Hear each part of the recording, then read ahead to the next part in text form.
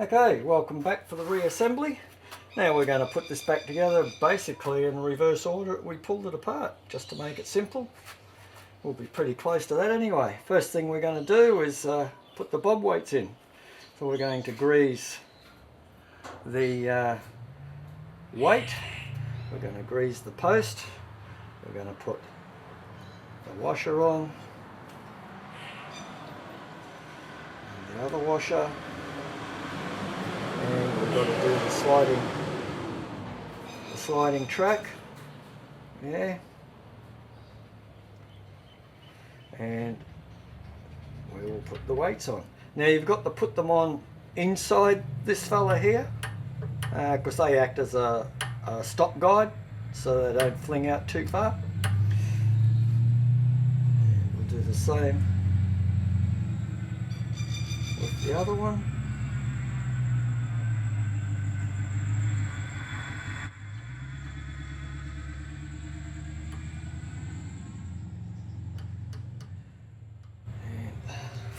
That. Now, circlips. We'll grab a little circlip, place it on there, push it towards it. Easy way to do this, pair of pointy nose pliers behind the post in front of the circlip, push the circlip in.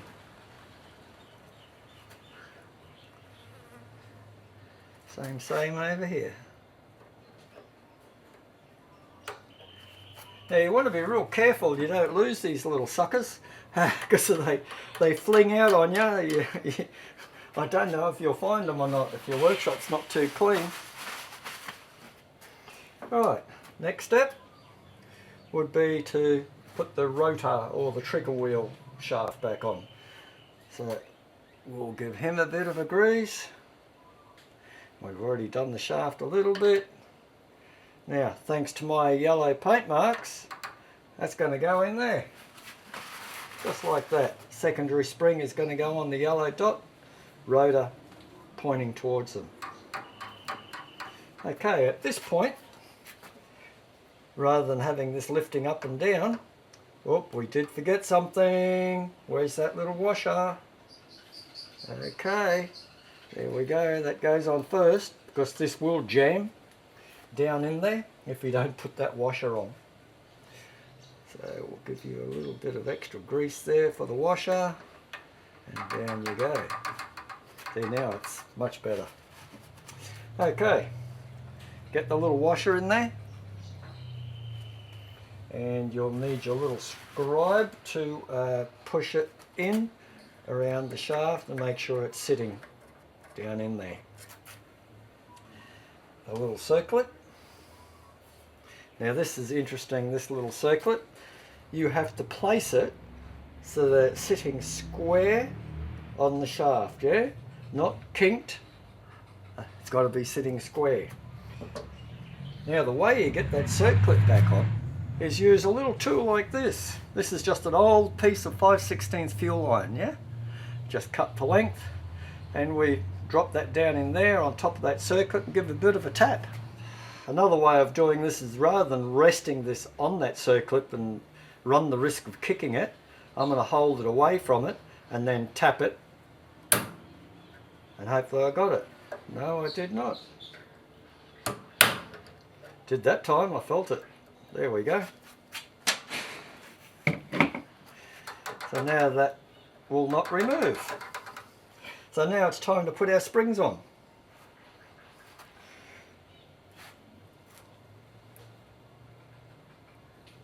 Easily around there. That was easy enough, yeah? Then we get our little scribe again and stretch it over the little plastic post like so. And then we get our secondary.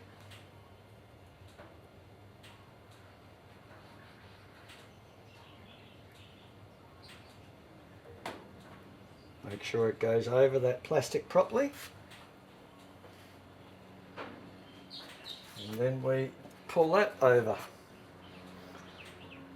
That does not look right there, and I thought so. There we go, that has moved a little bit. So yeah, pays to double check what you're doing. Make sure that There we go. And that one goes on quite easy. So now our advance should be the same as it was before you pulled it apart. Now it's time to put this into the body. So we're going to grease the shaft up around the scroll and the bottom, and at the top here where the washer's going to sit. Now I'm going to, these washers are not available anymore, the fibre washers, so we're going to put back what he had there, the big thick washer. Okay, that is quite acceptable. At least it won't wear out as quick as the fibre one will. And we will drop that into the body.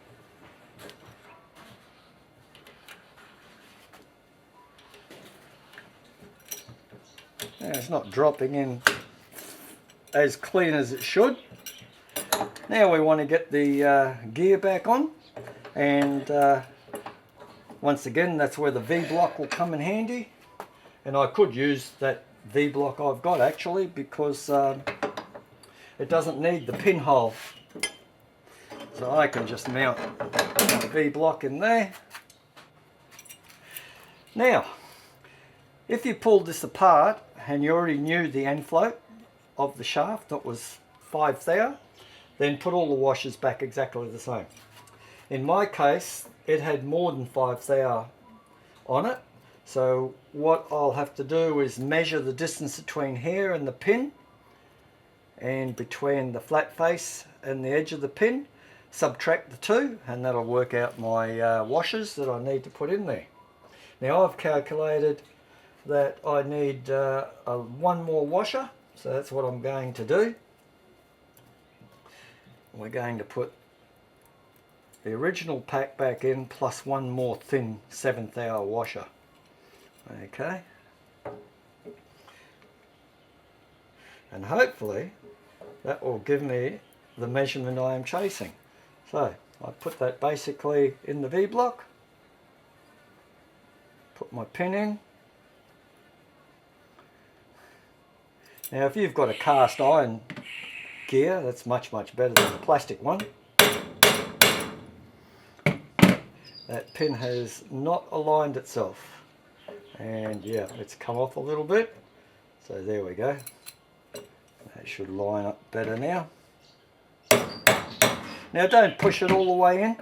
For a start, you want to measure that end float, yeah? Stick a feeler gauge in between your shims, see if you can get 5 thou in there. Alright, which is what I'm going to have to do.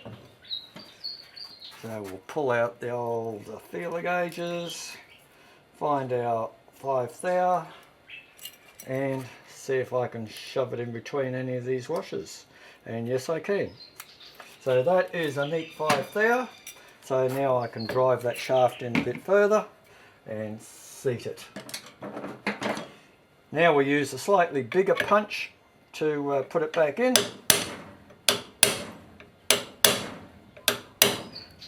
And then check that it's protruding the same on the other side. Yep, beautiful. So we have got most of it together. Let's just tidy up the shim story, eh? Now you know I've used all steel shims bottom and top on that shaft, and the reason I've done that is because the washers, fibre washers, are no longer available. But using all steel shims is okay, it's acceptable. But if you want to use fibre washers, if that's your belief, they have to be there, then you can buy the Champion 1/32 inch, which is about 30 thou, thin washers that Champion make. I don't know if you can get them singly or you have to buy a whole box just to get what you want. That I don't know. Now, also these steel shims, you could use a pack like this from Speedway Motors in the USA. That's if they can ship it over to you. You get 5 shims, 10 thou, 20 thou, and the 53 thou. And the 53 thou is actually what's in this one at the top, as you saw when I assembled it. Alright, so I just wanted to clear them up. Now I've talked to Scorcher Distributor and they use those Champion fibre washers, but it would be not that they said it, it's my opinion. I think all steel shims would work as well, and not only that, they don't wear out like the fibre washer does, so I can't see any harm in using all steel. Alright, just thought I'd clear that up. Okay, time to put the stator back together, yeah? Alright, before we put the pickup coil back in, we'll just do a quick resistance check.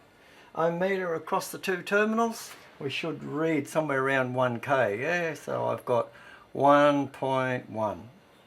That's beautiful. Okay, so it works good. Another thing you should check too is check your coil, that it's not discoloured anywhere, that it looks nice even, no burnt patches. If there were, you'd probably get a bad resistance check anyway. Alright, so what we're going to do, put this back together, put some grease on here. We'll take this washer back off that I just fitted prematurely. This is going to turn a lot easier now with grease in here, because yeah, she wasn't too good when we pulled it apart. When you put this back together, see the vacuum advance pin? Yeah, that goes onto the flat side. So when you slide this back together, just like that. Okay. Now we're ready to put those circlips back on. Now we've got those two little very fine washers that have got to go on. And then the circlip. Okay. Now you could feed the circlip on like we took it off, put it together like a piston ring. Sometimes people put piston rings on like that. I don't like doing it that way.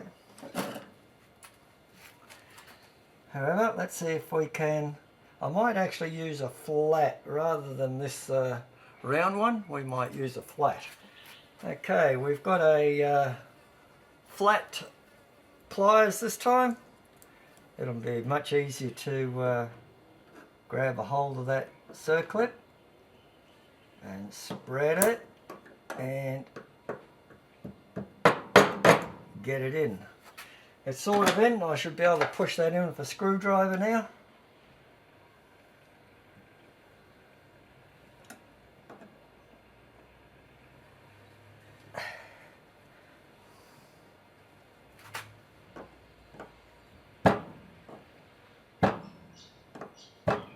Oh, maybe it's already in. Didn't look like it to me.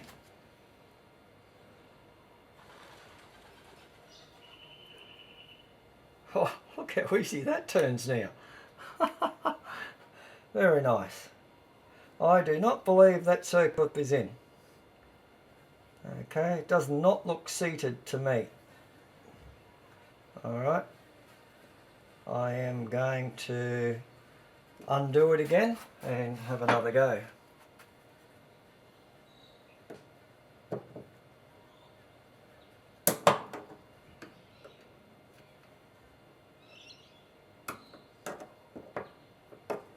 Actually got my nail caught there.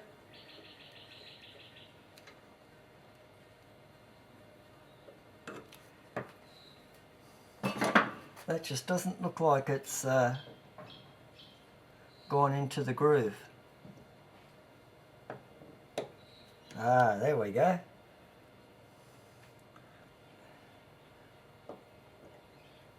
Alright, I think we got it that time.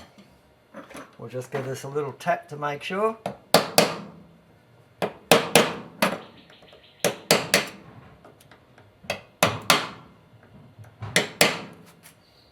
Okay.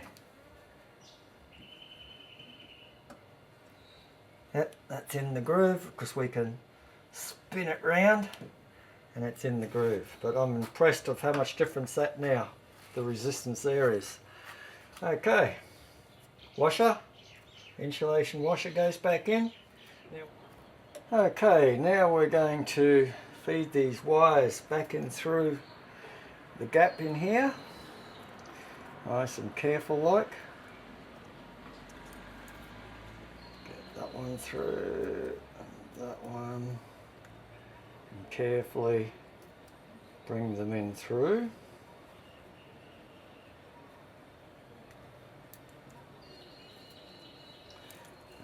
Okay, there they go in. And that should fall in like so. Okay, then we can turn it upside down and line these screw holes up. Yeah. Okay. Then we can put the little tiny screws back in.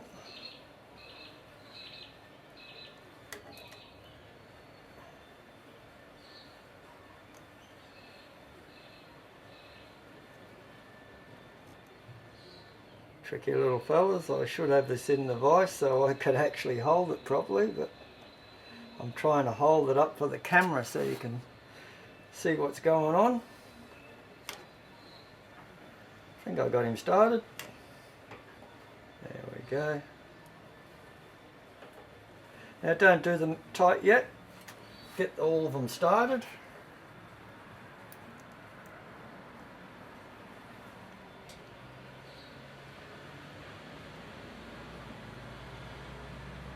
They're only tiny little screws, aren't they?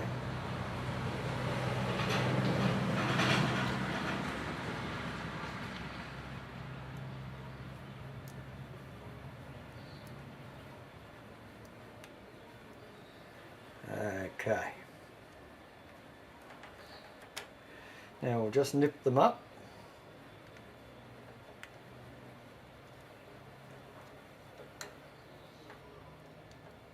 Okay. Since I was so tight to undo, we probably should use that driver just to tap them up a little bit tighter, yeah? Set the driver to tighten and put it in the slot and just a little tap. Nothing too heavy, just something a little bit, you see how much that's moved? Just something a little bit tighter than what you can do with a screwdriver. And that's it. We now have the stator assembly done. Now we just got to put that back into the body.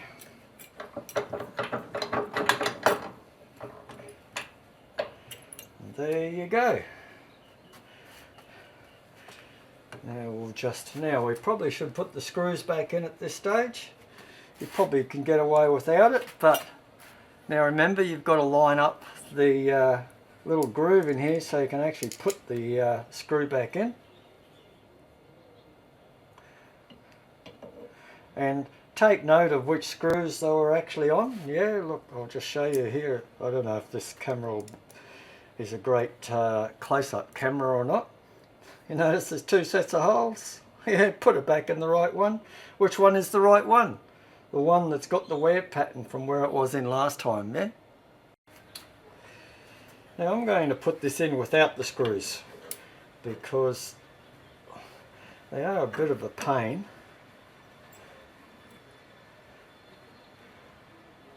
Now we're going to line up that little slot and I'll probably tilt this over a little bit for you. And we've lined it up with the screw hole. We'll get the bolt into the tool and see if we can actually get it in there.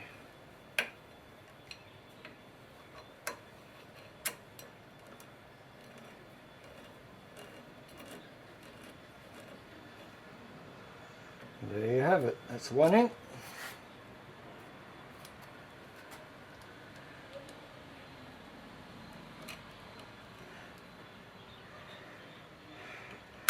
Well, it only just makes it in there past the stator and between the stator and the body.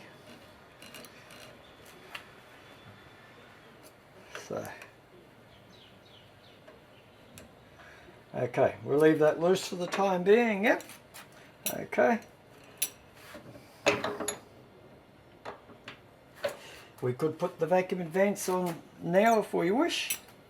So we will grease up the underside of that, because that's where it's going to go. Now this vacuum unit doesn't work, by the way. You know, just suck on it. This isn't Holden vacuum, so he's got a broken gear and he's got a faulty vacuum unit, so that's not good. Okay, what's the lesson? Move that fully anti-clockwise.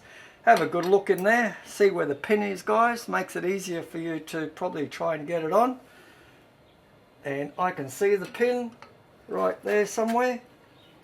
And what we've got to do is try and hook it on. If you saw my last video, you saw I had a really hard time with this. This wasn't so loose either back then. So, have we got it? Oh, nearly had it. What do you reckon? Not quite. It'll fall on just at the right time. There we go. I think I got it. Out, in. Yes. And there you have it. That will not fall off now because of that lug I showed you earlier. So we'll bolt the vacuum unit up.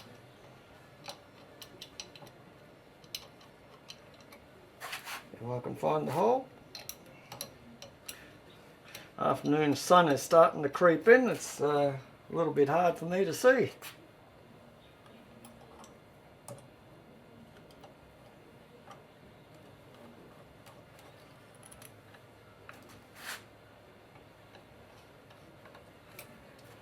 Get a bigger screwdriver and do them up. Righty ho. We could put the module in now, we could do it various different ways, but we're going to put the trigger wheel on. First things first is that circlip.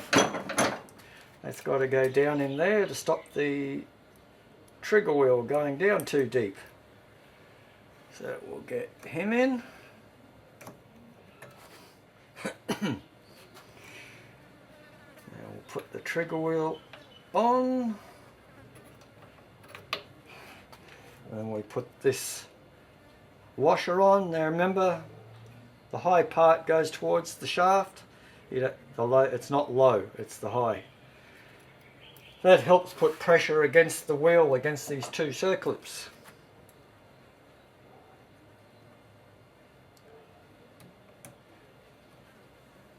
And we'll open him up. Now if that circlip doesn't go on, you do need to tap it down, because that wafer washer will keep there. Did you see the circlip close up? Yeah, so that's now in the groove. Beautiful. That's the trigger wheel on. Okay, at this stage we could put the module on if we wanted to. Okay, so where's my little bit of heatsink grease? We'll get some grease onto this, and that should be enough for us. And we'll spread that around, create a nice even paste. Okay, that's probably about as much as you want, guys. When you bolt this down, that should squeeze out.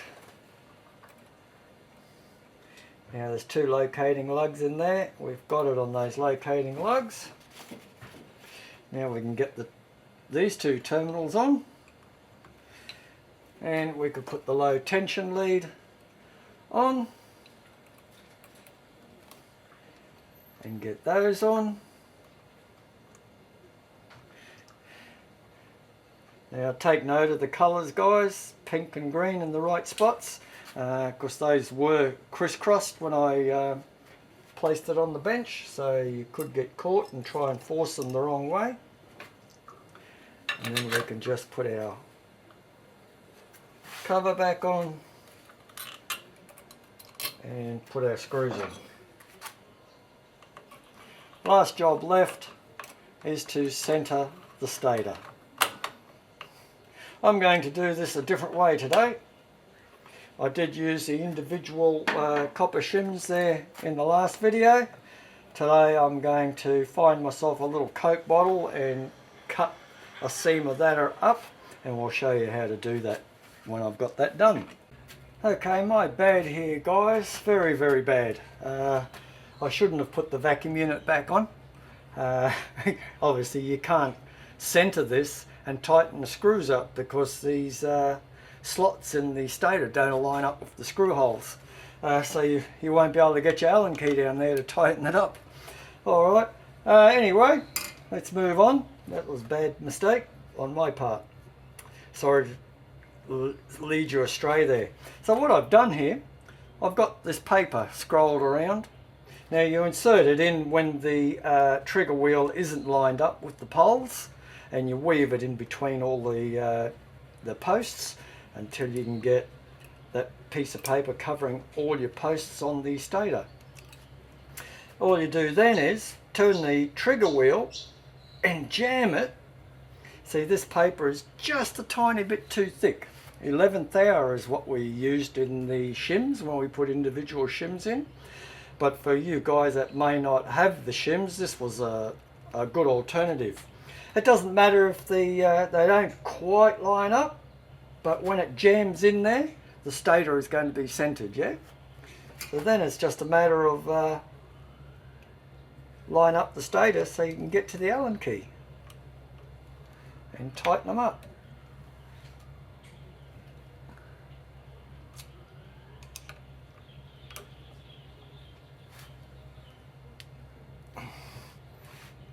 And that should be it. Now the paper is going to be jammed in tight, so you just back off your trigger wheel, pull the paper out, and you should find that to be centered. Now we can put the vacuum unit back on. Okay guys, that's your distributor refurbished. There's just one last point. Well, actually there's two. You know, when I put this vacuum unit back on, it just went straight onto the pin, boom, and in. Wouldn't that beat you? Oh well, there you go. Sometimes you're lucky. Remember I said painting that yellow mark on that long arm for your secondary spring? Or you could make it your primary, doesn't matter which one you made it. But when you look through the hole in the side of the distributor and see that yellow mark, you will know that that's your secondary spring. Yeah? And you'll be able to adjust it on the vehicle if you have to. Like I said, these are adjusted in a distributor graph, so it makes it quite easy. But if you're doing this in the car, you need to identify your primary and secondary springs so you know which one you're adjusting. And by marking that whole arm yellow, you can see it through there with a mirror, because with this right down there in the car, you won't be able to see this. You can't put your head down there. So you will end up using a mirror to see that yellow paint mark on that arm to know which spring you marked and which one you're adjusting. Alright guys, hope you enjoyed this video. Long, yeah I know, but these things you can't do them in 15 minutes. Alright, catch you in another video sometime down the track.